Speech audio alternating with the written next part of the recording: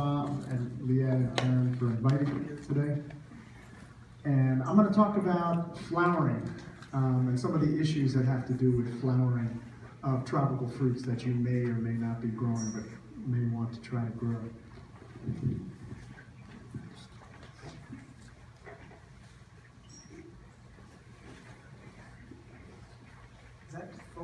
Is that focused for you? Okay, so just some basic things first and about flowering. I don't want to bore you with that, but so this is just this light. Can't really see.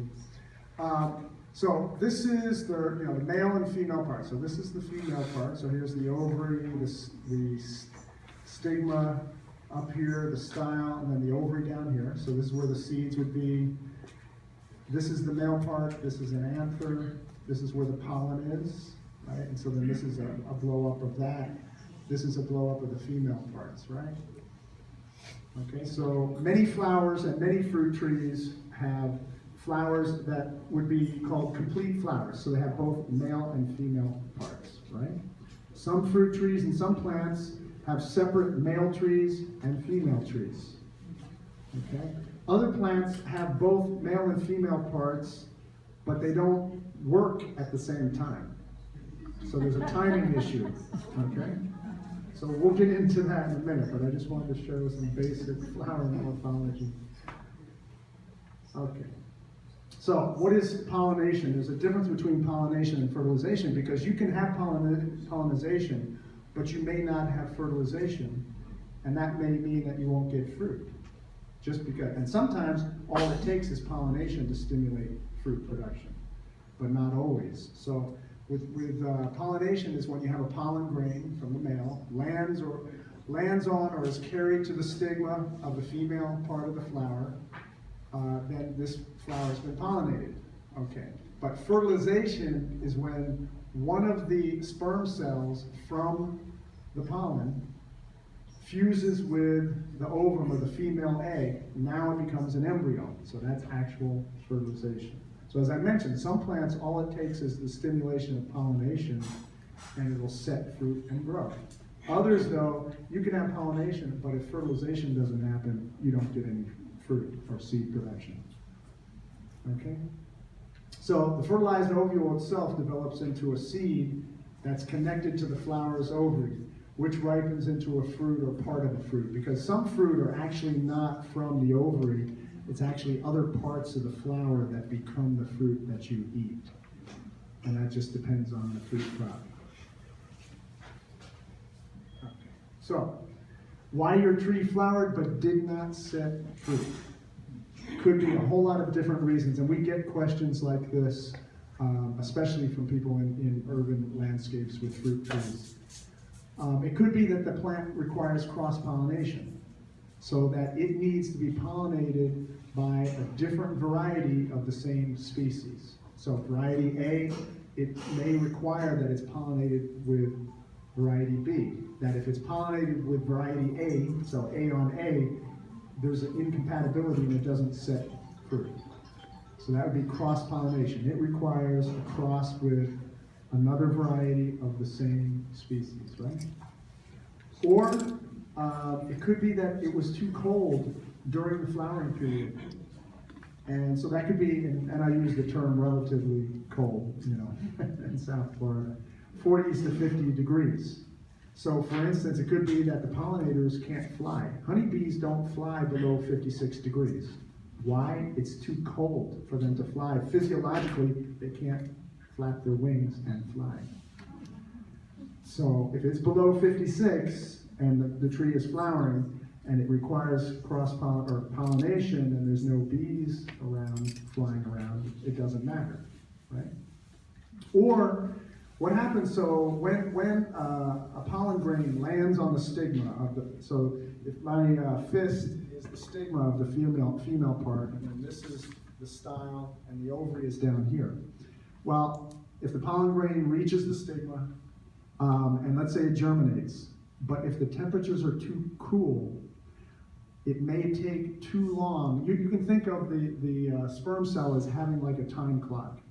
If it doesn't reach the ovary in about 24 hours, it's going to die before it reaches the ovary and fertilizes the ovary.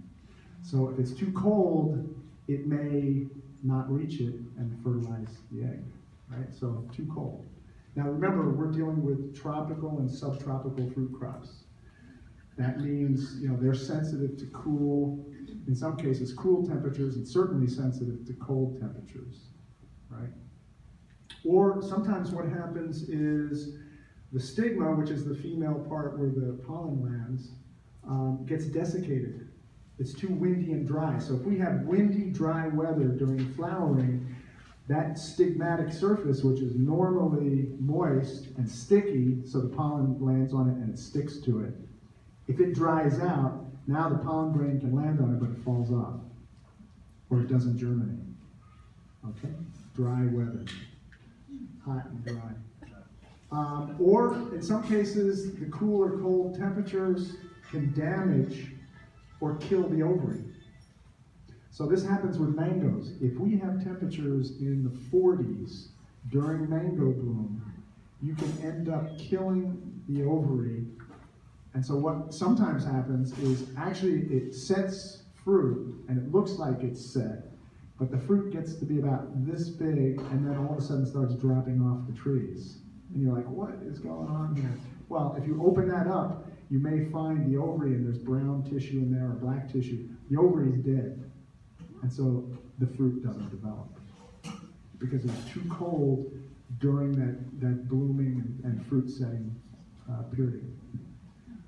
In some cases, rainfall can have an effect. So rain, in some cases, the pollen, which is the male part cells, is released. So what happens is the male part, the anthers develop, it releases, we call it dehisces, or releases the pollen. But if it's rainy out and the rain hits the pollen grains, they'll absorb the water and they burst. And that happens with passion fruit. So you don't want it to be raining when it's flowering because it'll burst the pollen and then it's not viable, it's not going to work, right? So there's different environmental things that can cause why it flowers. Another reason could be that let me just see if I have it there. Okay. Another reason could be, especially in yards where people aren't really caring for the trees very much, some years you'll have this huge crop, tremendous crop, mangoes, avocados, jackfruit, whatever it is. Next year it flowers, almost sets no fruit. And then the next year, maybe it flowers and sets fruit some, or maybe it doesn't, or maybe it has another big crop. The year after that, almost no crop. And that's because in 1 year, when you have a tree that has a tremendous load of fruit, unless you're actively fertilizing it and watering and caring for it, it is using all the nutrients that it's producing in the leaves and the nutrients it's taking up through its roots to develop that fruit. So what happens is then you harvest all that fruit or it falls off, whatever. It exhausts the nutrients in the tree.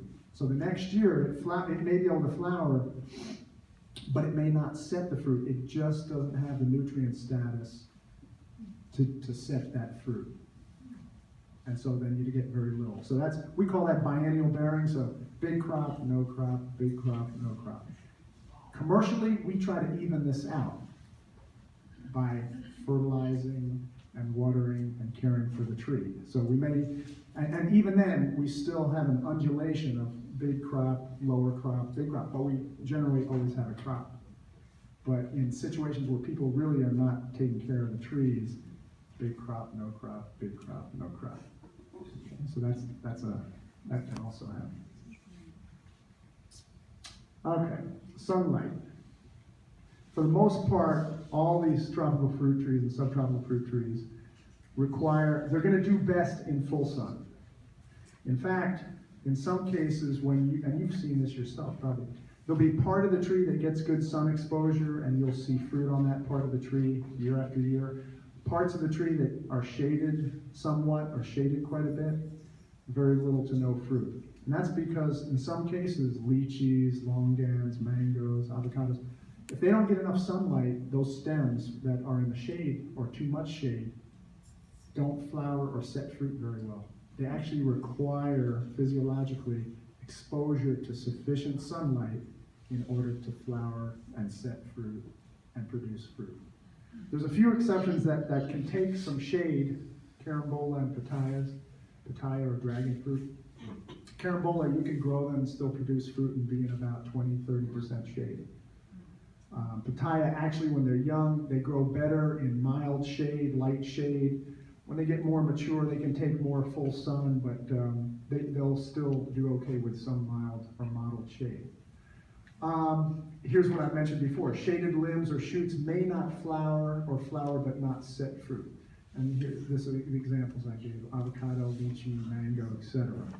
So they didn't get exposed to enough sunlight to physiologically, they may flower but to set the fruit.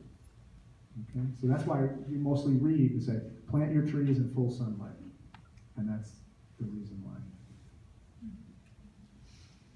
Okay, so why your tree didn't flower? As I mentioned before, some trees aren't going to flower on the shaded side or shaded parts of the tree, not enough sunlight. In some cases, trees require a period of, you would call it dormancy. Most trees, in order to flower, require some type of period when they're not actively growing. And that may be for as little, depending on the tree and the variety, it may be 2 weeks, 3 weeks, or it may be 5 months. So for instance, Edward mango, you only need about 3 weeks of cool weather, and then they're going to flower. But if you're looking at Mauritius lychee tree, you're looking at 3 to 5 months of no growth in order to flower. Some trees also require not only that they're not growing for a period of time, but exposure to cool temperatures. And cool temperatures for, let's say, lychee is temperatures below 59 degrees. And so if they don't get in Florida, if they don't get about 160, 200 hours of exposure to temperatures below 60, they may not flower. See what I mean? So, and some of them require both things. Most of them, no growth for a period of time. That's just about all of them. Carambola would be an exception. Okay, bananas would be an exception. Papayas would be an exception. But all those other woody ones, they require some period of time when they're not actively growing. And it's actually a special type of dormancy called quiescence, because it's an environmentally imposed dormancy. It's caused by the tree's not growing because it's too cold, or the tree's not growing because it's under, it hasn't been watered, and it's under sort of a drought stress. Not enough to kill it or harm it, but a mild drought stress. You guys all know that a tree that's drought stressed isn't going to grow very much, right? And that's one of the, we'll talk about, you can use as a tactic to help some trees flower. Also, some trees aren't going to flower very well if they have nutritional deficiencies. So if they're deficient in some of the elements that they require, they may not flower well. Or some trees aren't going to flower very well if you've applied too much nitrogen. Nitrogen is an element plants need, but it's one that they store and it's one that they recycle in the plant. So it recycles. The other thing is, it stimulates growth, but it doesn't tell you what type of growth. If in general, if it's too much nitrogen, it stimulates vegetative growth, leaves and stems, not flowers. And if you apply nitrogen to a tree that the buds have changed over to flower buds, when you apply the nitrogen, it'll flower. But if you apply nitrogen to a tree that still has vegetative buds, it's just going to grow new leaves and stems. So the timing is important. So we'll talk about this too. About some trees, it's better not to apply much in the way of nitrogen at all. We'll talk about that in a minute. Some plants, the weather. Papaya is very sensitive papaya is very sensitive to changes in temperature. It doesn't flower well if it's too hot, so we're in the mid-90s, right, for a period of time. Or if it fluctuates. mid 85, and then at night it's 75. These big changes in temperature tends to mess up its flowering. So instead of producing bisexual flowers, it produces basically male flowers. So you don't get any fruit. Or if it's too hot, the flowers drop off. Again, no fruit. Passion fruit, if it's too hot, the flowers drop off. Or it can be too cold. Papaya is sensitive to cold temperatures, cool temperatures, anything below about 60 degrees. Papaya is a tropical plant and really likes it warm or hot. Bananas, if it's too cold, if it's below 60, the banana plants generally slow way down in their growth. If it goes below 50, they stop growing. They may survive, but they stop growing. The problem is, if it's consistently in the low 60s or the 50s or below, when it's trying to flower, you know how the flowering stalk comes up the middle of the plant, emerges from the middle of that stem? If it's too cold, it can't push its way to the top. And so it may even actually, once it gets warm enough to continue growth, push through the side of the stem. And the other thing that happens is that even if it sets fruit, if the fruit is chilled, so that's chilling temperatures or temperatures above 32 but below 55. So if it's exposed to these cold temperatures, it may set fruit, but it will really never develop it to any real great extent, or if it does, the fruit never ripens properly. And you probably all bought bananas from the store that sort of had a dull yellow color or even grayish. And that's because somebody made the mistake of storing those bananas somewhere along the line below 55 degrees. And it actually damaged, didn't kill the fruit, but it damaged it so it never would ripen properly. And that can happen with the bananas in your yard as well. So here's sugar apples. Let's just see what we're going to do. Yeah. So here's the sugar apple. So this is a sugar apple and a red sugar apple, a green one. This is an Atamoya, which you guys probably know is a hybrid between the sugar apple and the cherimoya. You can grow both of these at home easily. Okay. So they flower. One of the things about it is they flower on these lateral shoots. You'll notice the petals. There are these 3 green, long, fleshy petals. The flowers are bisexual, but this is one of these cases where the flowers behave differently over time. So we call it dichogamous, but when they first open, the female parts of the flower are working. And they can be pollinated and it'll set fruit. As they continue to open, so here's female stage of the flower. It's just, the petals are just open. Once the petals are completely open, now, this is the next morning actually, it's in the male stage. Now the pollen is viable. The female parts have generally stopped working, but the male parts are working. So what happens is you have to have pollen transferred from a flower that's in this stage to a flower that's in that stage. And in the case of the anonas, or these sugar apples and Atamoyas, that's done by beetles, not bees. So if you don't have the beetles, these little brown beetles, then you're not going to get any fruit set, natural fruit set. Flowering period of these trees is 3 to 5 months long, and the harvesting period can be 5-6 months. So here's the new lateral shoot, and you'll notice there's generally the flowers come in twos. One large one and one small one. That little one's not going to do anything. This is the one that's going to produce fruit. Okay. And here's the beetles. Of course, they're not that big, right? They're actually about 2 millimeters. They're really tiny. They're called sap beetles. How many of you had flour that had these little brown beetles in the flour? Those are sap beetles. Those are the beetles that do the pollination. And this just tells you how many hours they're in the female stage, about 18 to 25, and the male stage, they're only in the male stage about 12 hours. This is the genus of the beetles, the Carpophilus type beetles. Here's 3 examples of the ones in Florida. So the flowers open in the morning in the female stage, and they open it, and then by the end of the afternoon or at midnight, now they're in the male stage. And the anemoia is a little bit different, okay? So let me just see here if I have this, yeah. So what are the flower-inducing conditions for these sugar apples and these anemoias? So first thing is you want to have a really healthy plant, because if it's not healthy, it's not going to flower. Those flowers are going to be tiny. It's not going to set fruit.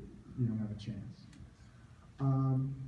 During the winter, they generally drop their leaves or begin to when it gets cool or dry. In the spring, they start new growth. They put out new growth. Once they start to flower and put out new leaves, so what happens is they put out leaves and then flowers almost at the same time. You want to be watering them and caring for them once they start to put out the new leaves, and they drop the old leaves and they're putting out new leaves and flowering. You need to be watering. You should be, fertilizing. You want to remove, anyway, dead wood. There's a lot of things you can do. Depends on how much you want to do. We do know that pruning back to the stronger wood, you tend to get bigger flowers, better fruit set, and it's because you get bigger flowers, basically. And you can keep these trees small, under 12 feet, 8 feet, 12 feet, easy. Yeah, easily. So here's a tree before. Here it's losing its leaves in the winter. And then we came in and we pruned it by hand, and basically just it's sort of a skeleton. You say, oh my God, you've killed that tree. But no, actually, it grows fine and flowers and trees. So one of the things too is the fertilizer, it should just be small doses of NPK, nitrogen, phosphorus, potassium, during the leafing and flowering. Irrigation, so during the winter, you barely want to irrigate it because it's dropping its leaves, it's losing its leaves. If you irrigate it too much in the winter and it doesn't have leaves, you're just going to rot the roots. Right? So you don't really need to irrigate it very much, if at all. And then when the spring comes and they start to leaf out, now you start irrigating again. Right? But then again, in late fall, after you've harvested the fruit and everything, you basically turn off your irrigation. Right? The other thing too is you don't want to use one of those lawn sprinklers that's going like this, getting all the foliage wet, because there's several fungi, actually about 5 different fungi that will attack the fruit. Well, if the fruit's wet, the fungi love wet fruit, and you're going to end up with rotten fruit. You won't get any fruit. So it's better to use some type of sprinkler that is small, that's underneath the tree, just gets the roots wet, it's not getting the tree wet. Right? If we talk a little bit about avocados, so I'm just showing you here some of the more common ones. This is Donny, it's a West Indian type. This is Monroe, this is a hybrid between Guatemalan and West Indian. And this is actually Brogdon, it's a complex hybrid. But these are some common avocados in Florida. I'm not sure how much to go into this because avocado flowering is even a little bit more elaborate and complicated. Basically, it flowers at the ends of the branches to begin with. So it looks like it's flowering on the ends of the branches. Actually, it turns out it's not, but that's not a big deal. What's more important is that the flowers on avocado open twice, each flower. So when it first opens, it's functioning as a female. It then closes. The next time it opens, it's functioning as a male. The other thing is that there's 2 types of trees, A trees and B trees. And that has to do with when they're functioning as males and females, the 2 different types, okay? So here's a flower in the female stage, and these are the anthers, and you see they're laying back on the petals, so they're not functioning. And it's just the female part, the stigma and the ovary right here. This is the male stage. Now the anthers are standing up and they're dehiscing, they're releasing the pollen. Okay, so that's the male stage down there. So each flower, as I mentioned, opens twice. But almost all the flowers that do open on a tree, so let's say there's 100,000 flowers, Well, you may have, 500 flowers on the tree open each day, right? So, but the flowers on that one tree are all opening in the same sex. So when the tree is an A type and it's opening as a female, all 500 flowers that out of that 100,000 on that tree that open on that day, they're all behaving as females. They all close that night. The next, not the next morning, but the next afternoon, when those 500 flowers open out of the 100,000, they're behaving as males. Okay? I know, this is, I don't want you to fall asleep, so I won't get too involved. This is just a chart showing you the types of A's and B's and a timeline.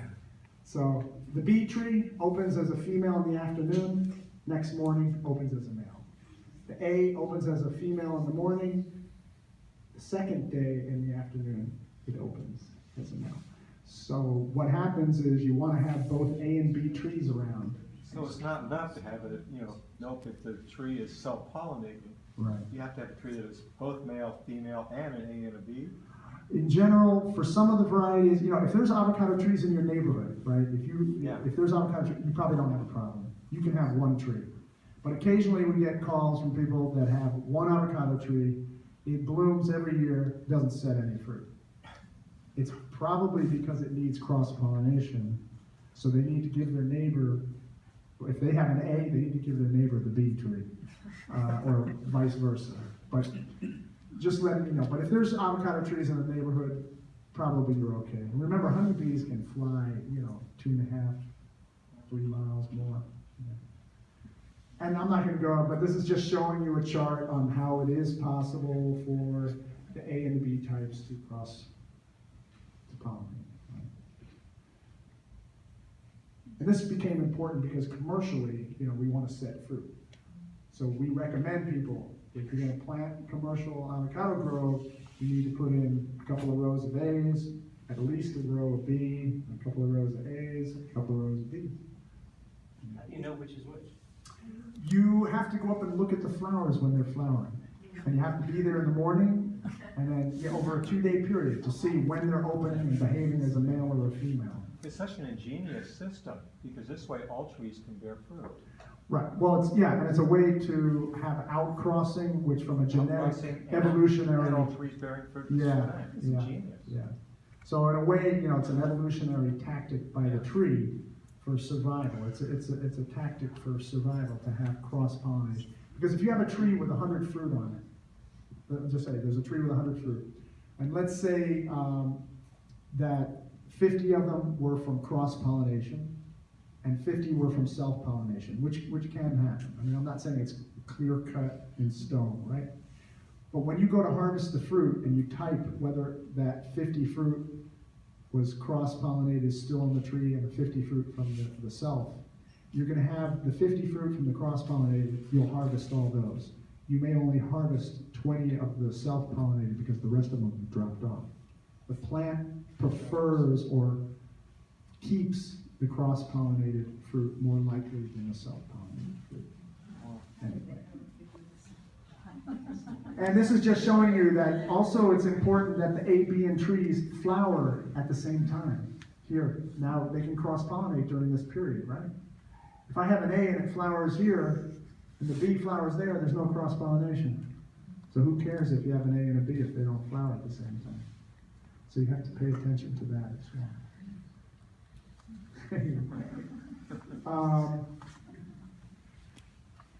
So, having said that, in your yard, most likely, if there's avocado trees in your neighborhood, you're going to have fruit set. Now, if you're growing your avocados from seed, you may not get them to flower. They may flower after 4 or 5 years, or it may be 10, 12, 13 years before they flower. So that's why we use grafted trees. Grafted tree will begin flowering once it gets large enough, which can be year 3. Okay. So that's another thing to consider. Okay. Pollinators. They are pollinated by honeybees and also flies and wasps. You'll see all 3 on avocado bloom.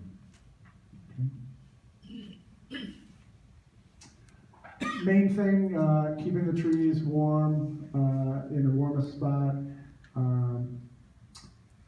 Let me see, in the spring, adequate soil moisture. Yeah, once avocados begin blooming, you should be fertilizing those trees and watering those trees. Because if they're drought stressed during flowering, they won't set fruit or much fruit because they're under drought stress. Okay, so, and I'm not saying overwater, but I'm saying water, like once a week, at least. I won't go into all these other details, but. So here's a tree, and there's no reason, that's the other thing too, I was gonna talk a little bit about the pruning. There's no real reason to have a 40-foot avocado tree, unless you want one for shade, or you have absolutely tons of room and you never want the fruit that's at the top of the tree. So you can keep, this tree is 11 years old, and we don't let it get above about 12 feet. And we just come in each year and just prune, make a few pruning cuts each year. Because I don't really care what happens above 12 feet. I mean, if it doesn't produce fruit at the top of the tree, that's okay. Because I have all the fruit I want along the sides of the canopy. Plus, by pruning this tree, I maintain this lower canopy. If I allow this tree to get tall, I will lose this lower canopy because it's in the shade all the time. Trees require a certain amount of hours of sunlight in order to maintain the canopy. So if it drops below that, so if the top of the tree continually shades the bottom of the tree, those leaves are going to drop, and then those stems are going to die, and your fruit production is just going to keep going up and up and up, and pretty soon your first fruit is at 9 feet. I mean, I'm tall, but I'm not that tall. And I don't like climbing ladders very much. So if you maintain the tree short, 10, 12 feet, you'll maintain this lower canopy. And I just go out and I just pick here, pick here, pick here. I don't use a ladder. See what I mean? So that's another. What time of the year do you prune the avocados? After a harvest. Yeah. So anyway, that's just a comment on that. It's also easier to care for the trees, everything. We already talked a little bit about that, about this, and you can read the details. I don't want to go into too much. Okay, we'll talk about bananas. So you know there's hundreds of varieties of bananas. This one's called praying hands. It's a very ornamental banana besides being edible.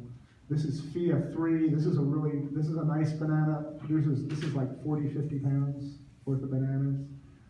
You can eat it fresh or cook it, either one. It's resistant to nematodes. It's resistant to the two major fungal diseases of bananas, black sigatoka and Panama disease. So if you're in an area that has those problems, you can grow this banana, no problem. Okay, you guys know they flower at the end, right? So usually what happens is you plant the banana plant, a young plant. After so many leaves have been produced, it then flowers. That's the usual scenario. So somewhere after it's produced about 20, 25 leaves, it sends up the flowering stalk, right? And when it does flower, what happens is the first flowers that come out are the female flowers, the ones that are going to set fruit and you're going to get the bananas from. And then lower down on that stalk, let me go back. So, first flowers that come out are the female flowers. Then there's going to be a little transition where they're sort of bisexual flowers and they don't really set any fruit. And then this is going to be all male flowers that don't set any fruit. That's the scenario. Okay? And as you know, they don't really need pollination to set fruit. They don't set fruit without pollen. Even though you'll see bees all around them, they're not really doing anything other than collecting pollen and nectar for themselves. The other thing about them, as you know, they have multiple stems, right? And that's common. And I already mentioned about when they have the right number of leaves, then they go ahead and they flower. Once they flower, that pseudostem, we call it a pseudostem. Why? Because it's not actually woody. Bananas don't produce wood, so pseudostem, it's a fake stem anyway. Once it produces fruit, that stem then dies. And then one of the other stems, right, takes over, grows up, produces fruit, dies, next one comes up. So it just keeps producing new stems. So here's the sequence. Here's a flower. It's just starting to flower. It's pushed the flower up through the center. Just starting to flower. Here it is, just starting to open the bracts.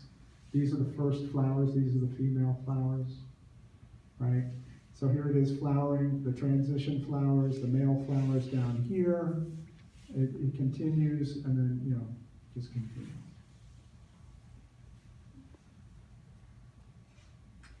So bananas are all about nutrition and access to water. They love mulch. They love compost. Here's the thing about the number of leaves. They love warm temperatures. So remember, I told you, if it's below 60, they're just going to sort of grow a little bit, not too well. If it's 50 degrees, they stop growing. And they're just sort of sitting there like, oh my God, it's below 50. When is it going to warm up? You know, they just hate it. So, you know, from flowering, from the time they flower to harvest, it can be anywhere from 3 to 6 months. You know, if we're in the tropics, you can plant bananas, some of the banana varieties, and you'll get fruit in 10 months or less, 12 months. Here in Florida, you're generally, if you plant a new plant, you're generally looking at 16 to 24 months. Because it's cool. We have cool temperatures. If we were truly tropic conditions, it would be much faster. But the cool temperatures slow it down. When the stem dies, is it a good idea to leave it on the ground to decay? Yeah, somebody's asking when the stem dies, is it a good idea to cut it down and let it decay? Usually what I do is, so I harvest the fruit, 2 weeks later, 3 weeks later, I'll cut that stem down and just, yeah, cut it up and leave it as mulch. It's fine. There is some strategies, you know, you see a lot of bananas in home landscapes where they've got 10, 12 stems. All those stems are competing for water and nutrients. So what happens is the one that does flower, or one or two that are flowering and fruiting, they're all competing for the same energy, and they're shading each other and competing. And you'll set fruit, you'll have bananas, but in general, it'll be much less fruit, and the fruit will be smaller than if you control the number of stems. Okay? Now that's a maintenance thing. Some people just don't want to be bothered with controlling them. If you do control them though, you will end up with bigger fruit, a bigger bunch of fruit, and the time from planting to harvest is shorter. So rather than the 24 months, maybe you'll get it down to 16. Do you see what I mean? So it just depends on how much energy you want to put into managing your bananas. And that's what I'm talking about in the slides there, rather than just reading the slides. Okay. The other thing you can do that helps is once it's finished flowering, so all the female hands have been made, right? You have all the hands of the fruit, you can cut that male bud off. And that will actually speed the development of the fruit by about 7 to 10 days. Not a lot of time, but something. Okay. So here's photos of managing this mat. We call it a mat of bananas, this bunch of pseudostems. Here, you know, what, 10 or 12 coming out of the same spot. Here's one with 5 or so. Okay, here's one where they manage it to just one stem. They keep removing all the suckers that come up. So a new sucker starts, they remove it. They either pry it off or they cut it. Prying off is more permanent. I think it's a better way. It's a little more labor intensive. Cutting it, you have to keep coming back with a machete and cutting it, and then come back and cut it, and then come back and cut it. If you just remove it, it's removed. But you keep it to one stem, and it's going to grow faster. And then once it flowers, now you can let one of the, we call them pups or suckers, grow. So now you keep it to the plant that's flowering and fruiting and one little sucker. That's the one that's going to replace this one that's flowering and fruiting.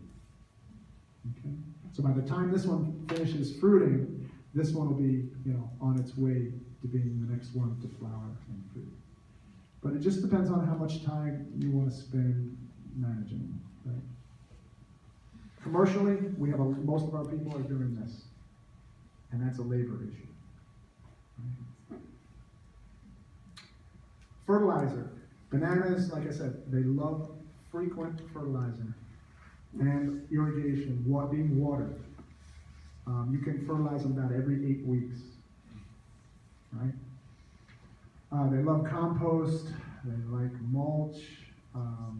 You do want to irrigate them year-round, although you want to reduce the frequency in the winter. Remember, it's cooler, so they're not as active. So you irrigate more frequently in the summer unless you get rainfall. Right? Again, try to keep the water that you're watering with off the leaves. Because if there's fungal problems, the fungus then colonize the leaves. You lose the leaves, you lose the energy for the banana. Carambola, or star fruit. Two of the major varieties, Arkin and Kerry, although there's many others, Sri Kambangan, Laura, Kerry, yeah, I just said Kerry. Anyway, there's a bunch of them. They have bisexual flowers. Luckily, they function at the same time, so we don't have that complication. However, what's important is they only open once. If they don't get pollinated that day, they fall off. Now, in that bunch of flowers, you can see not all of them are open. So you may have 100 flowers and maybe 40 of them are open on any one day. But if those 40 don't get pollinated, then they're not going to set and they'll drop off. Okay? Right, I already said that, yeah. There are a few varieties which you're probably not going to see that do need cross-pollination. Kerry and Arkin and Sri Kambangan and the others don't require cross-pollination, so you don't have to worry about that. Carambola trees, really, there's no need to be above about 10 or 11 feet. Really easy to keep small. And they'll produce, a tree that size will probably produce 250 pounds of fruit. Now, I know I don't eat 250 pounds of star fruit. So you'll have plenty. You'll have plenty. You can have 2 crops a year. You can have a crop in sometime July, August, maybe September. You can have another crop in December, January. So you could have 2 crops. And there's other things you can do. You could actually have more than that. But, that just depends on what you want, how much time you want to spend. There's 3 different types of shoots that they flower on.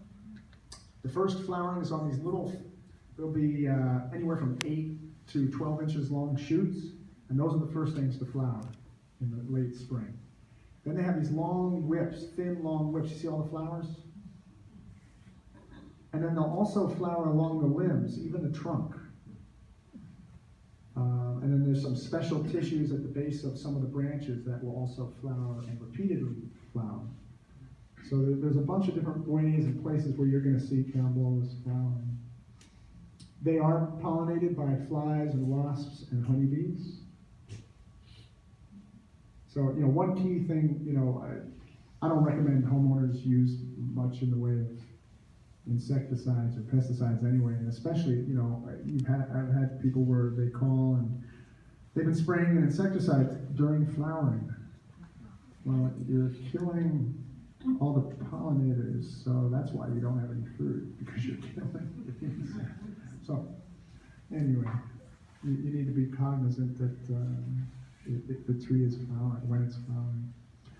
Big thing with carambola is wind protection. Remember I told you they're somewhat shade tolerant, so they can be in a place that gets like 20-30% shade. Doesn't have to have full sun necessarily all day. Definitely want a lot of sun, but doesn't have to be full sun. Biggest thing though is wind protection. They do not like winds as low, if it goes above 2 miles an hour, they don't like it. The average wind speed, at least on the East Coast, is 9 miles an hour, day in and day out. Of course, it's more than that a lot of times.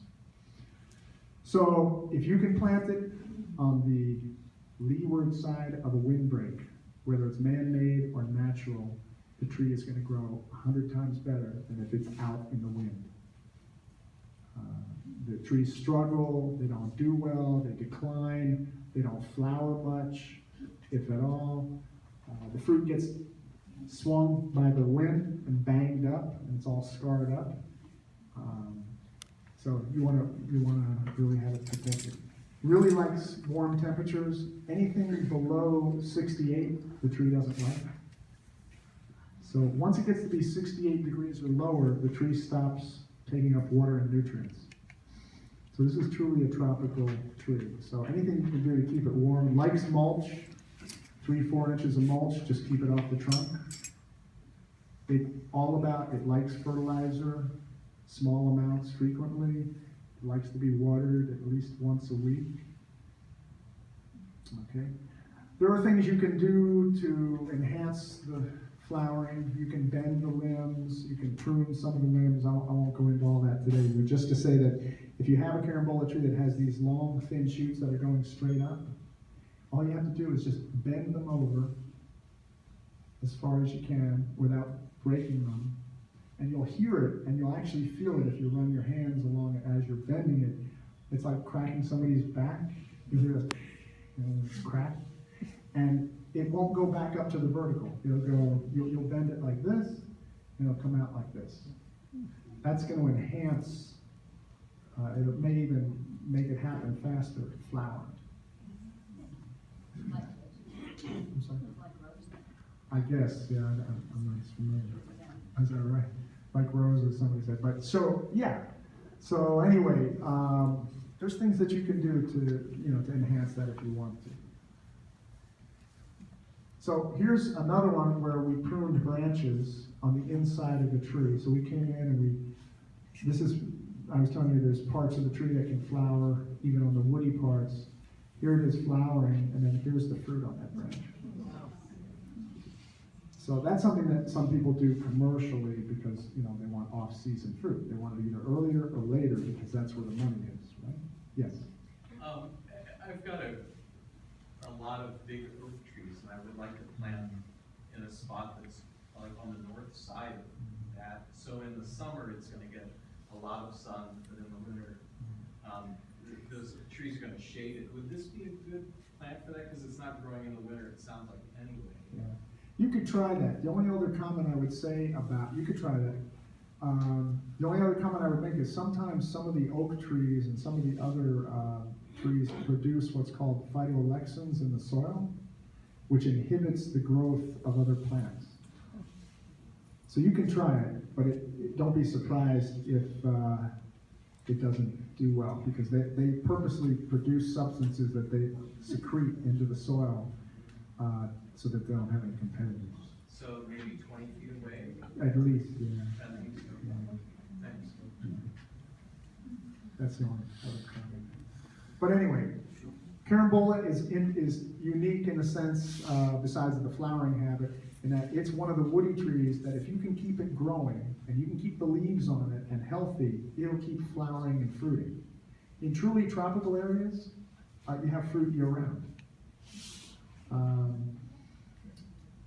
I've been in some tropical areas. You say, well, how many? I told you we have 2 crops naturally a year. So you say, well, how many crops do you have a year? Well, 7. So, you have fruit year-round is basically what you're telling me, and that's because it's tropical conditions. It loves heat and humidity and wind protection and some slight shade. So anything you can do, and it likes to be watered regularly, especially during dry periods. Of course, it would be less frequently in the winter because it's cooler, the tree is not as active. You want to be irrigating when it's flowering, for sure, right? Once the tree starts flowering, remember, well, you might not know, flowers in general can't control their water loss. The leaves can control their water loss. Leaves have what we call stomata, and it's these pores, usually on the underside of the leaf, but it's pores they can open and close. So if they're losing too much water, they just close the pores, and they stop losing water, or stomata. But the flowers in general don't have that ability, so they're just losing water. So if you're not watering, and I hesitate in some ways to tell you to water, but I don't want you to overwater, but you should be watering like once a week at least if it's flowering, during the flowering and during fruit development. Remember the fruit too. The fruit, it's when it's small, when it's this size. Let's say it's a lychee. When it's this size, it has 1 million cells. I'll just make up a number because I don't want to remember the number. It has 1 million cells. When the fruit's this big, it has 1 million cells. What's the difference? The difference is it hydrated those cells, it took up water and expanded those cells, and now the fruit's this big. Well, if it doesn't have enough water pressure, the fruit doesn't get this big. See what I mean? So if you drought stress a tree, the fruit will never reach the size that it could. Okay? And guava. There's 2 types of guava that is grown commercially. A pink type, which you eat, you let it ripen and eat it fresh. This is a white type that you also eat fresh, but it's hard and crunchy, like an apple. Excellent flavor, very different. We have 2 industries in Florida, one that's mostly growing the white and one that's growing the pink. And they're both very profitable, both do very well. Oops. They flower off. Guava is unique in the sense that it's one of these trees, you prune it, and its reaction to pruning is to flower. So you prune a tree, it sends out a shoot, puts out 2 or 3 leaves, and then flowers. I mean, you can't ask for anything more from a tree than to prune it, and it comes out and it flowers. It has bisexual flowers, it's pollinated by flying insects. Right? The time from flowering to harvest is anywhere from 3.5 months to 5 months, depending on temperatures. Guava trees, you can keep them at, I've seen them at 18 inches, you can keep them 7 feet, 5 feet. There's no reason to even have a 12-foot guava tree. Of course, you want them healthy and all that. The nice thing about the guava tree and the nice thing about having these fruit trees at home is you can pay much more attention to them. With a guava tree, you can have fruit year-round. How? By divide your tree into quarters. So, this month I'm going to prune this quarter, and it's going to flower and fruit. Now I go over 2 months later to the other quarter, and I prune. Now I've set off a new cycle of flowering and fruiting on that quarter of the tree. Wait a couple of months, go to the other quarter. You can have fruit year-round if you want. You don't have to prune the whole tree. That's another thing with dooryard trees. You don't have to prune the whole tree at once. And you can prune more than once. So for instance, that avocado tree I showed you, so after harvest I prune it. And then this spring it flowered and it set fruit. And now I see some limbs that don't really have any fruit, but the leaves and new shoots are growing like crazy. So I've gone in and I've cut those back. Commercially I would never do that because of the labor, things like that. But I've cut those back. Now they're going to branch and leaf out, and next year they'll probably flower and fruit. But I didn't want these new shoots to be 4 feet at the end of the year, right? Why? So you can prune more often than is recommended for commercial practices. So, here's a shoot that was pruned, sends out new leaves, leaves and flowers. Here's the flower, set fruit. Here's the small fruit, and here's the fruit. That was the reaction to pruning. So they're really easy to keep small and to make them. Commercially, the green guava growers, when they go up to a guava tree, they do 3 or 4 operations at the same time, including pruning a part of the tree, so they have some fruit that's already set and growing, some of the part of the tree is flowering, and now they're pruning another part of the tree. You had a question? Is this for all the cultivars? The pink and the white, but there's a lot of different kinds. This works for most of them? Yeah, I think it works for most of them. I've done it to pink and white, yeah. Okay. Yeah. Yeah, I've not noticed that you can do either one. What about seedless guava? Seedless guava. I don't know about that. I've not done the seedless guava, but I don't see why it couldn't. Should it be pollinated or not? The seedless guava? I really don't know. That I don't know, whether it should be pollinated or not. Yeah, good question. I'd have to think about that and look some stuff up. I'm not sure about that. Um, Anyway, what was I gonna say? Well, they like to be they like compost, they like frequent fertilizer, again, sort of a theme. You know, it's much better to apply small amounts of fertilizer frequently than dumping 5 pounds on the tree all at once, for a number of reasons. Number one is you're less likely to OD the tree if you're putting on small amounts. If you put way too much, you know, you can end up with salt, stress. You know, too concentrated a fertilizer, the leaves start to turn brown along the margins, or they drop off, or the tree dies back. It's too concentrated.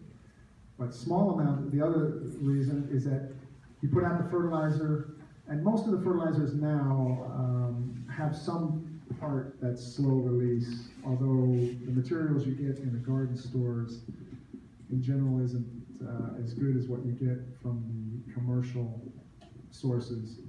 But what I was going to say is that, so if you put out a lot of fertilizer and then we have a 2-inch rain, or we have a week of a lot of rain, it could wash most of it away. By putting out a little now, if it does wash away, you're putting out some, you know, soon, and then it'll probably be okay. Question? Yeah. How do you define the warm period? Warm When period? does it start? When does it Yeah. Okay, so the warm period generally starts, I would say, March, beginning of March, March 7th, March 14th, somewhere in there. I'm talking about South Florida. Okay. And runs through the end of October. And then the cool period, you know, you could call, you know, November, December, January, February. Does that relate? And it usually relates to the frost-free period. And with a lot of these with a lot of the minor elements, fertilizers for these trees, the best time, and you'll see it in the fact sheets. You guys are familiar with the fact sheets that we have? If you go up to your favorite search engine and type in the letters E as in eel, D as in dog, I as in Ibis, and S as in Sam, EDIS, you will hit a website. And when you go to that website, type in a keyword, mango or guava, you'll come upon a number of publications. And then you can download those publications. There's also a website called Fruitscapes. You can type in one word, Fruitscapes, you'll hit another website, and that also has videos and publications. And what's the name of your Growables? There's another website called Growables, and you can look at that website as well. So there's a number of websites with free information that you can download or view on each one of these crops that I'm talking about. And the way the fact sheet is set up, the ones that we've written, is it basically does everything for you but plant the tree and take care of it. It should, and you know, I would just read the whole thing, and then if you have questions, then call the extension agent or the master gardener and ask them questions. But it should answer a lot of questions. And I know nobody likes to read anymore, right? Okay, lime. And I know citrus greening is a big issue with all the citrus. Okay? The good news is there has USDA and the University of Florida have been developing some rootstocks that have either tolerance or resistance to the bacteria that's killing the rootstocks on these trees, and then the trees die, right? The bad news on that, though, is that those rootstocks are in such demand that that's not going to filter out to the dooryard citrus for quite a while. Because when you have 500,000 acres of citrus that needs to be replanted, and you have to prioritize, do I take that $100,000 order from the citrus grower or the 3 trees that the dooryard person's gonna buy? You know, I'm going with the 100,000. So it's gonna be a while, but there are some rootstocks that look promising. They've also developed through traditional breeding techniques some trees that have resistance, but those are not ready to be released, unfortunately. And there's also been some, and I'll use a 4-letter word, GMO or genetically modified trees made as well, which are also resistant. but none of those are ready for release. Anyway, but lime trees, it turns out, have some natural resistance to greening. But what you have to do is you have to step up your fertilizer program and your watering program, in the sense that if you were only watering, occasionally, once every 3-4 months, you're probably going to want to water it once a week. And not for 10 hours, but just water normally, but once a week. If normally you only applied minor elements like magnesium, zinc, and iron, and things like that, if you only did that occasionally, once a year or never, you're going to want to do that about every other month. And then the NPK, you would probably do, 4 times a year, 5 times a year. The deal is that because it's destroying the root system, by fertilizing it, by spraying the tree with these minor elements, and by applying the NPK under the tree, you are providing sufficient amount for the tree to keep somewhat healthy and produce. And we've had trees at the Research Center for 10 years that have citrus greening, and by doing that type of thing, you can keep them producing fruit for 10, 11 years. They may eventually die, but they'll be healthy and productive for quite a while. They may not look real pretty, but they produce fruit. Now, many of the other citrus varieties have no tolerance to greening. So I'm just talking about limes here.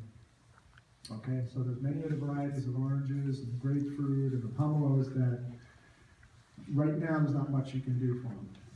They either get killed or they just are never productive. So the one I'm most familiar with right now is the Tahiti lime, or Persian lime. And it's an interesting, the flowers has male and female parts. It's seedless. That's one of the nice things. This is the lime, when you go to get limes with your beer or gin and tonic, whatever, seedless lime. That's what this is. This is the seedless lime. It will respond to cool and cold temperatures by stopping growing or drought stress, and then once it gets warm and gets access to water and nutrients, it'll flower. Okay? So by not fertilizing it with a lot of nitrogen during the winter or no nitrogen, by turning off the irrigation system during the winter, I'm talking about an established tree. I'm not talking about the newly planted tree. I'm talking about an established tree. When you water it in March, it's going to kick it off and it's going to flower and fruit. Okay? You can keep them small, 7 feet, 6 feet, whatever. They're really easy to keep. You can use hedge clippers to prune a lime tree if you want to. Nothing fancy. None of the artwork that you do with mangoes and other trees. You just clean and prune it. Here's the flower. It has 2 types of bloom: bouquet bloom, where there's a whole bunch of flowers, or individual bloom. And they produce most of their fruit on this bouquet bloom, actually. They like to be fertilized, but remember I told you, reduce or eliminate the nitrogen during the winter, because that'll take away the flowering if it's too high. Pay attention to the minor elements. Irrigate, and then turn off the water, reduce it during the winter or turn it off, so that when it starts in the spring, when you get to March, and you start watering it and you fertilize it, it's going to kick it off and flower.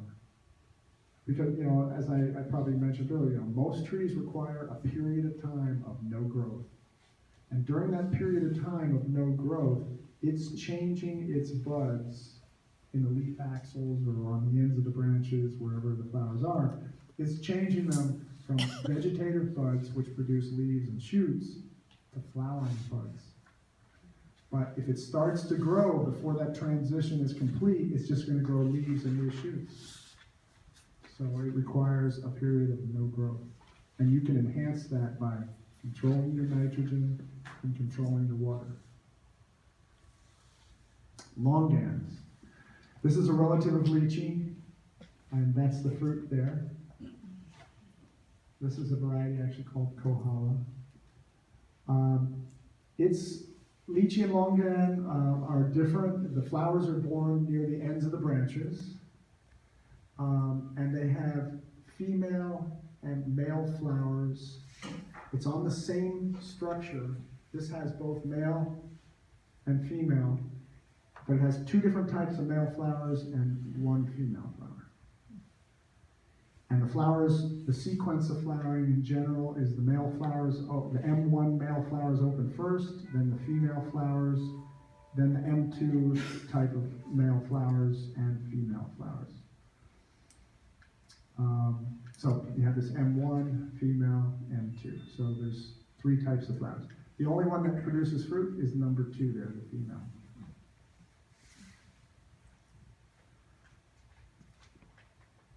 And flying insects are the pollinators.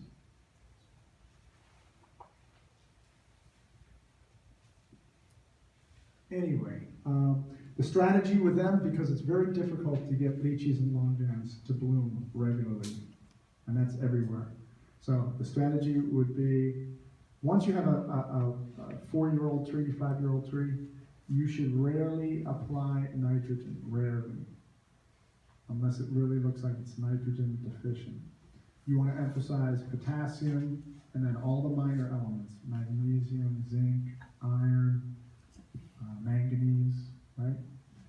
And so we'll do a cycle. So here you are in the spring, it's February or March, tree's beginning to flower, okay? You start watering, and you apply the potassium and the minor elements, right? And then you'll probably apply the potassium again sometime before June, and the minor elements after you harvest.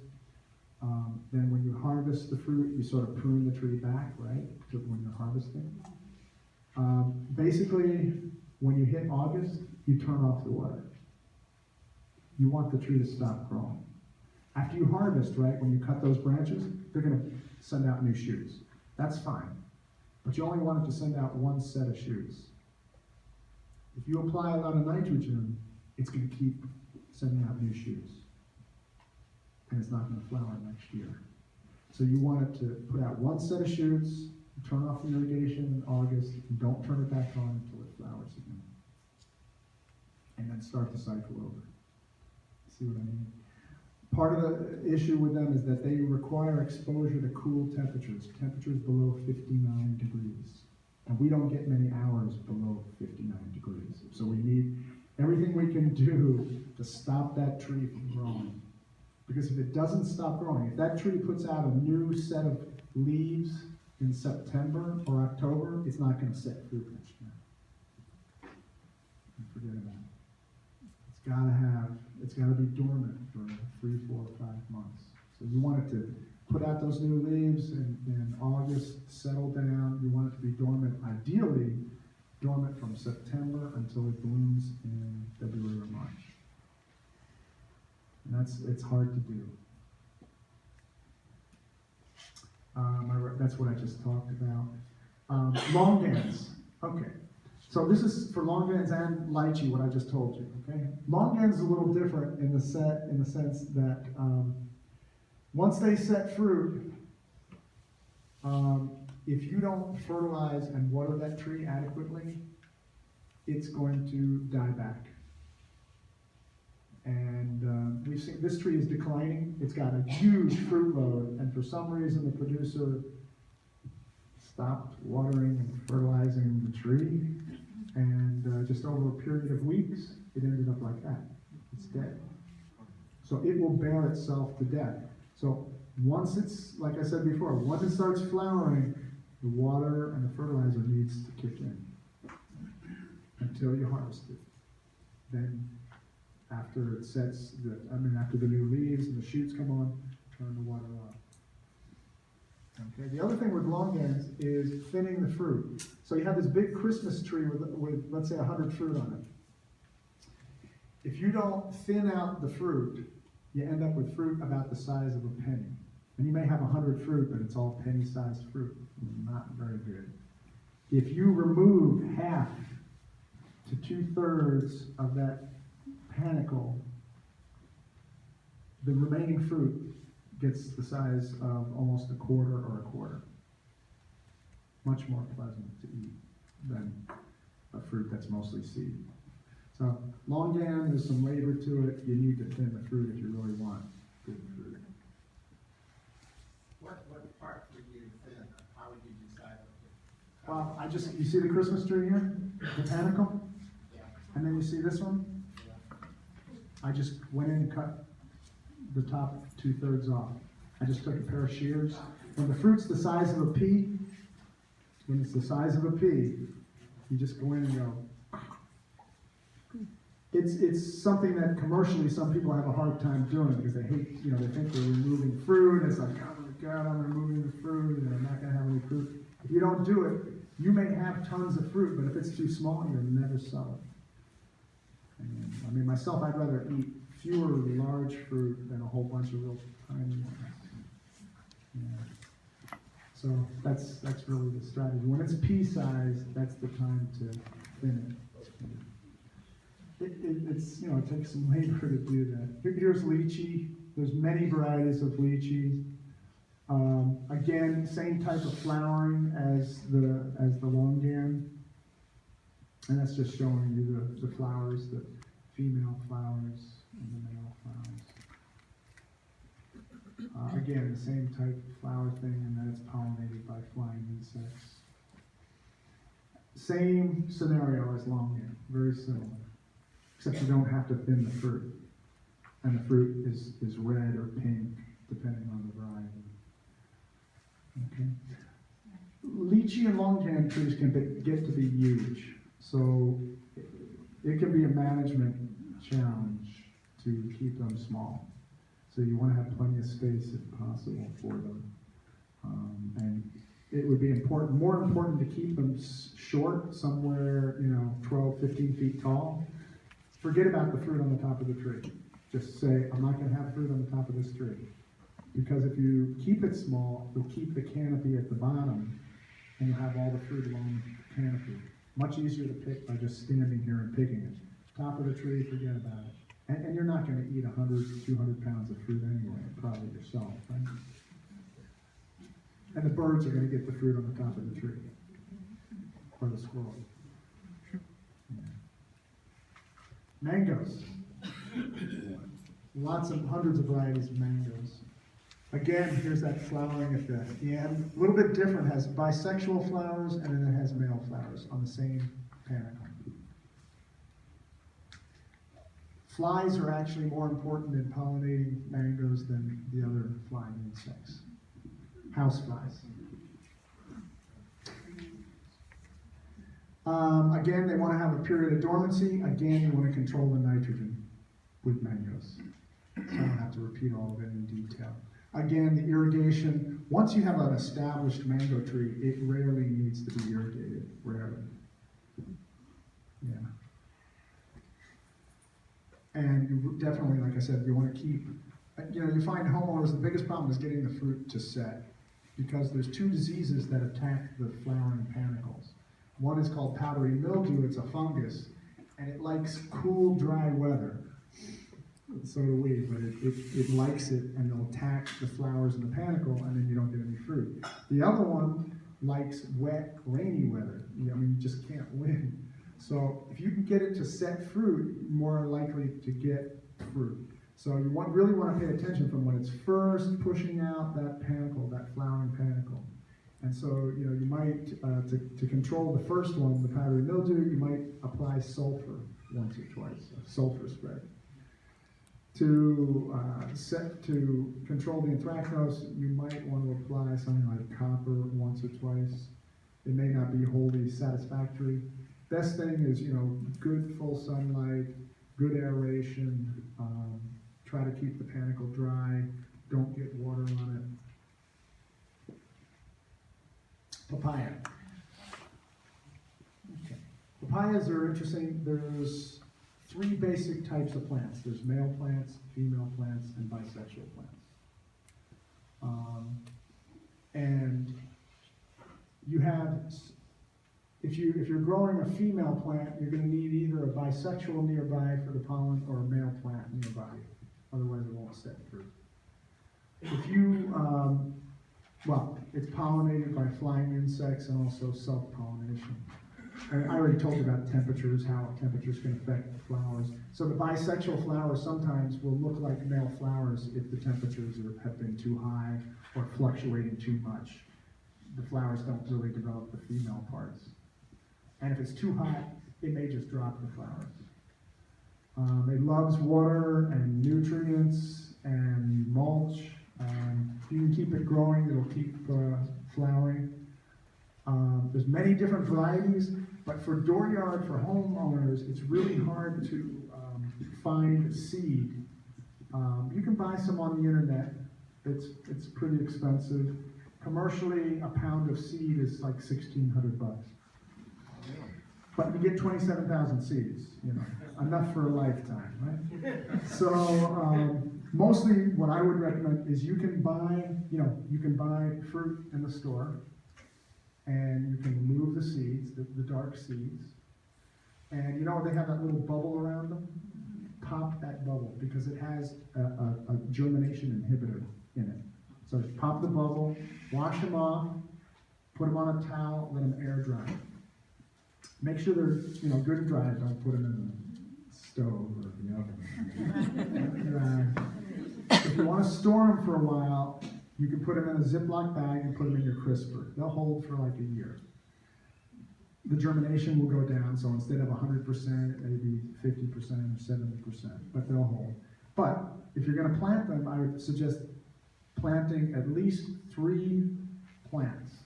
So you can plant them, and they're sensitive to cold and frost, so you don't want to plant them before March out in the field, out in your yard, because it might freeze and then they die. So, but you could start them in the house in a sunny window. The bigger the plant you can put out in your yard when March comes around, the faster they're going to flower and fruit. If you put an 8-inch plant out in March, it's going to flower 4 months later, but you won't get fruit until 10 months after you've planted it. Okay, so you plant it in March, you get fruit in October. But if you put a larger plant out, you'll get fruit sooner. You see what I mean? The other thing is you want to put 3 plants out, at least. And I would put them at least 6 feet apart, nearby each other. Hopefully, the fruit you're going to buy in the store mostly the seeds produce either female plant or bisexual plant. So if you're lucky and you get the bisexual plants, you have no problem with pollination. And the idea is if you plant 3, one of them's got to be bisexual, right? If they're all female, you're going to need to get another plant because they need pollination. Okay, but more than likely you'll get. They love fertilizer, water, nutrients, warm temperatures. They're all about that. Mulch. Pitaya or dragon fruit. Could you go back to where you said you could cut it to? Yeah. Oh, well, you know how papayas get real tall, right? All of a sudden you can't reach it anymore. If you cut it at about between 3 and 4 feet, cut that big wide stem, right? It's going to branch. And so let's say it puts out 5 branches. I would just select 2 or 3 of them and let those flower and fruit. So then you got. Yeah, you'll have this set. And what you can do when you cut that stem, take either a shower cap or some saran wrap and just cover that cut so that the rain falls off of it and it doesn't rot as easily. Okay? But what will happen is it'll sprout along the sides. And then just select, I'd select, like looking down on the spokes of a wheel, I'd select 1 here, and 1 here. And just let those grow and remove the others. And they'll flower and fruit, and you'll have fruit for another until those get too tall. If you have a problem with the fruit fly, the papaya fruit fly, you can buy those paint strainers at the hardware store. It's like a nylon stocking type deal. When the fruit gets, like this big, just cover it with that. Should help to keep the fruit fly. Or you can buy a green ball, stick a coat hanger through it, paint the ball with Tanglefoot. If you go up on the web, you can buy Tanglefoot. It's like glue. stick the ball near where the fruit is, and the fruit fly lands on that sticky ball and doesn't fly away. Could you repeat it again? About cutting it? No, not cutting it, how to protect from the fruit fly. Oh, yeah. You could either cover it with some type of, there are special bags you can buy to cover fruit that have little holes in it so they're aerated. Because a regular plastic bag's not going to work because there's no aeration and it's too moist. But in general, those are hard to buy. You usually have to buy, half a truckload. So, you want 100,000 bags. So they're hard to come by. So what I would suggest is you can go to the hardware store and buy, they have these bags, they're called paint strainers. So you strain your paint through this bag, and it's like a fine mesh. And so if you cover the fruit with that mesh, it'll keep the fruit fly from being able to lay eggs in the fruit. Yes, and Are they at all like those disposable little booties that you can put on at the shoe store before you try the shoes? I'll tell you the truth, I don't know. I mean, is the mesh comparable? I don't know. Yeah, I don't know. I'm familiar with the paint strainers. It's a thicker fabric. Okay. Yeah. Okay. Which is thicker? The one The paint strainer is thicker. Yes. Now, I had clear plastic, but I tied it on the top. Every so often watch it. The bottom, I have it somewhat open. Uh-huh. It seems to work most of the Yeah. time. I was going to say, you've probably seen the banana bags. I don't know what. Okay. That's similar to that. That may work fine. Yeah. So what you're saying is you're putting a plastic bag, but you're leaving the bottom that hangs below the fruit open. That may work too. Yeah. And every so often, you have to move up a little bit Okay. as the banana. Oh, because it falls. gets bigger. Yeah. It's pretty well. Otherwise, you won't get anything anyway. Okay. Yes. Is it the fruit fly that rots the papaya, or is that something else, or it gets all black and Right. and rotten on the Right. side? What happened? Well, there's a disease called anthracnose that will attack papaya and cause those round black spots that get bigger and bigger and bigger. That's anthracnose. That's a fungal disease. But what the fruit fly does, they look like a wasp, and they stick their ovipositor where they're laying eggs through the flesh of the fruit into the cavity and drop the eggs in the cavity inside the papaya. The eggs then hatch, the larvae develops, and then the larvae bores into the pulp. And then, more disease and it's ruined. Yeah. But the black spots are probably anthracnose.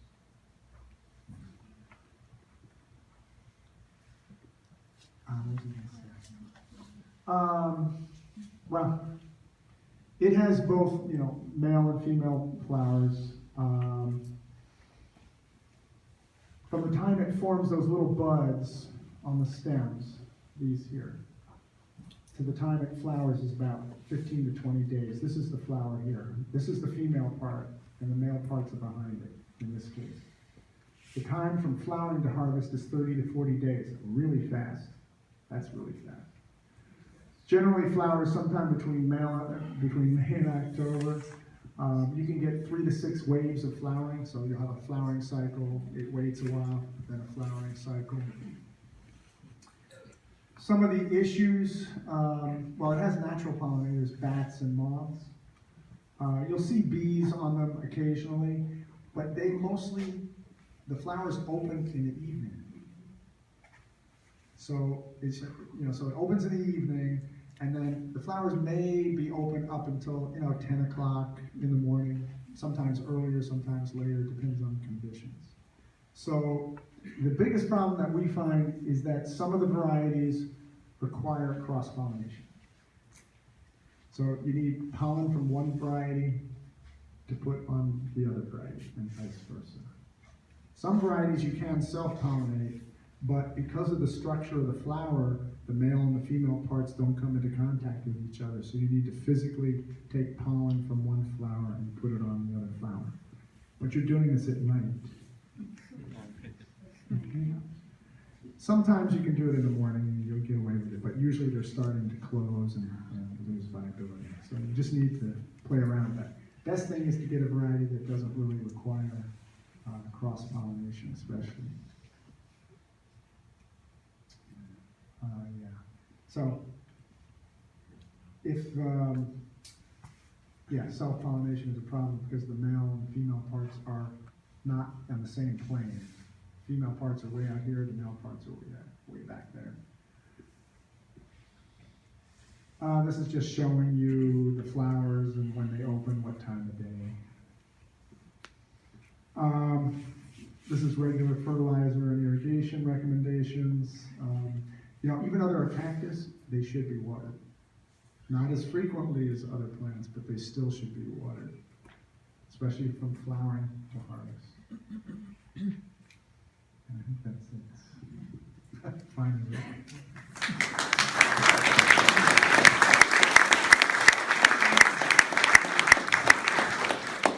If anybody has any questions? Yes. Yes.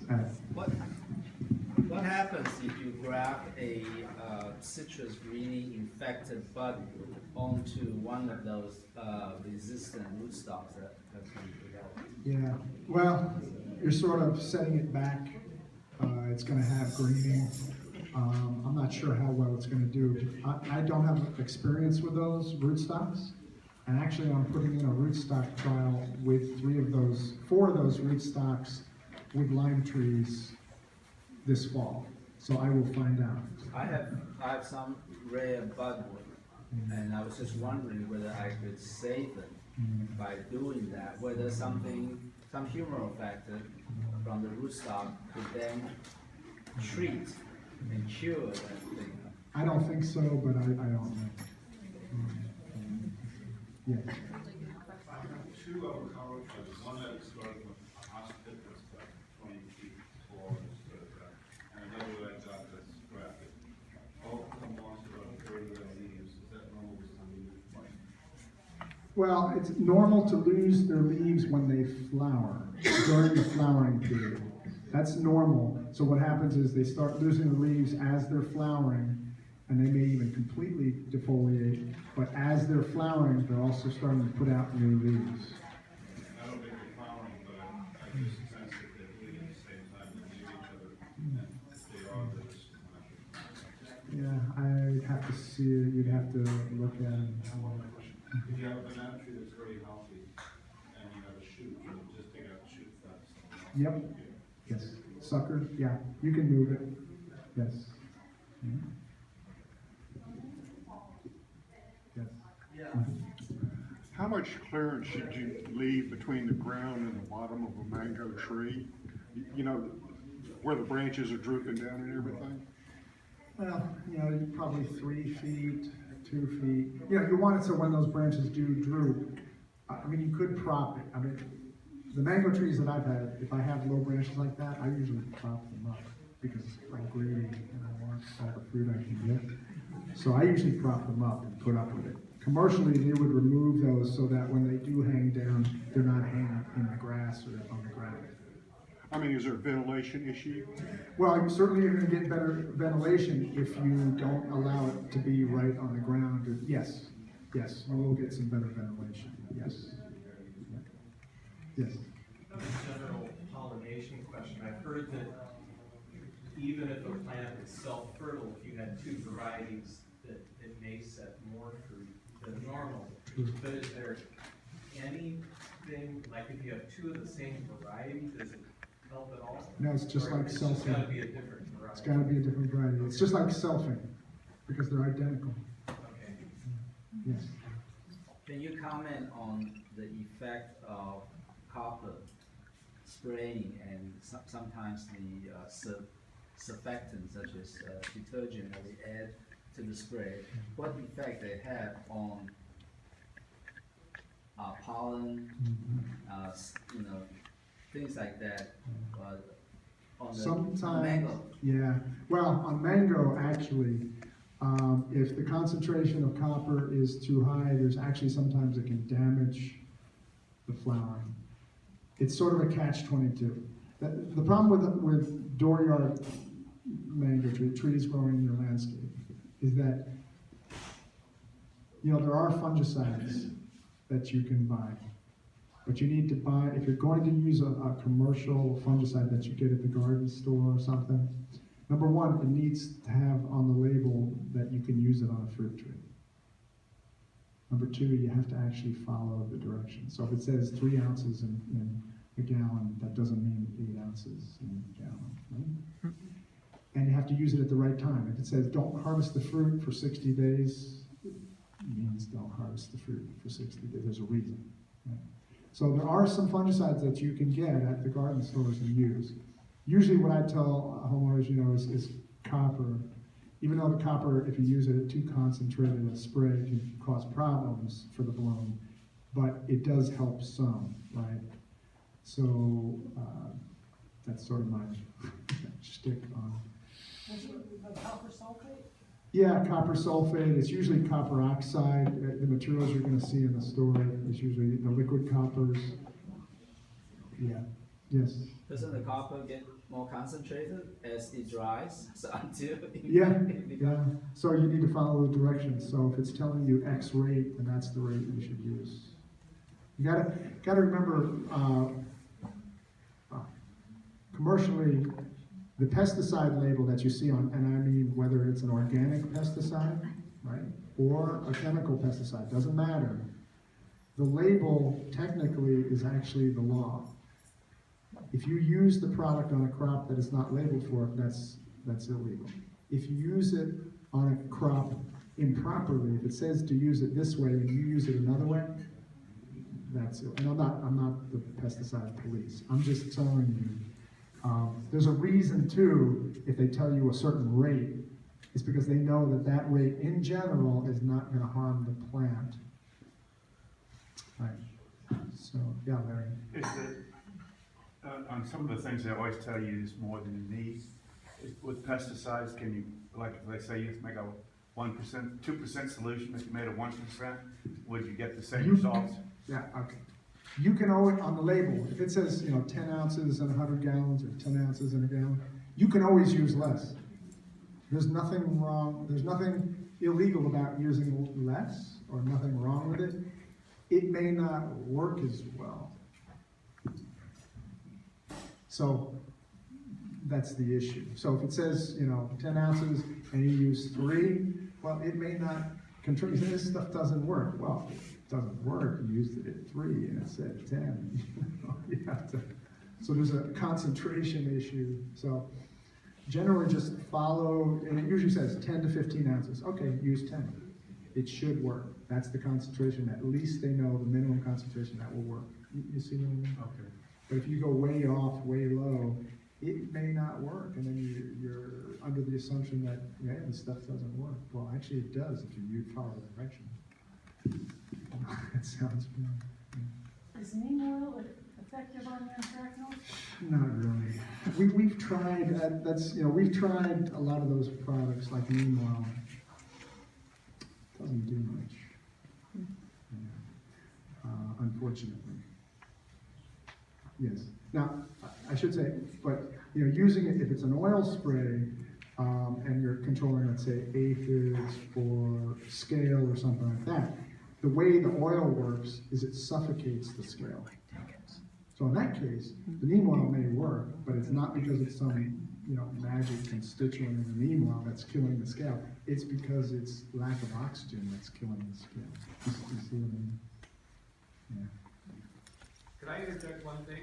If anyone wants a copy of tonight's presentation, just send me an email and I will shoot it off to you. I'll convert it to a PDF format so you don't have to worry whether you've got PowerPoint or anything like that. But just shoot me an email and I'll send this to you. May I ask one last question? Sure. Thank you. Well, it may not be the last one, but one last one from me. That is, I have some fruit farmer friends, say in Thailand, and they tell me that they have given up on lychee and longan farming because they haven't gotten any crop for years. Are you aware of this being an effect of climate change? That's interesting you mentioned that. I mean, worldwide, natural flowering in longan and flowering in lychee is an issue. In China, Thailand, you name it. It has been historically and still is. It's potentially possible that if they're not getting, remember, for lychees to flower, they have to be dormant, And cold. and it has to be cool. They need the exposure to cool temperatures. If they were previously getting, let's say, 300 hours below 59, and now their average is 100, that's a problem. So it could be some effect of changing weather patterns. So they either need to move up in elevation. They're already in the mountains. They're already in the mountains. They go to heaven. Yeah. Longan, you can make longans flower. Yes. There is a chemical that makes them flower. Homeowners aren't gonna use it. Well, first of all, you have to register with Homeland Security to use it, because the material is actually explosive. So they're not gonna use it, but yeah, longans is a difference. Thank you.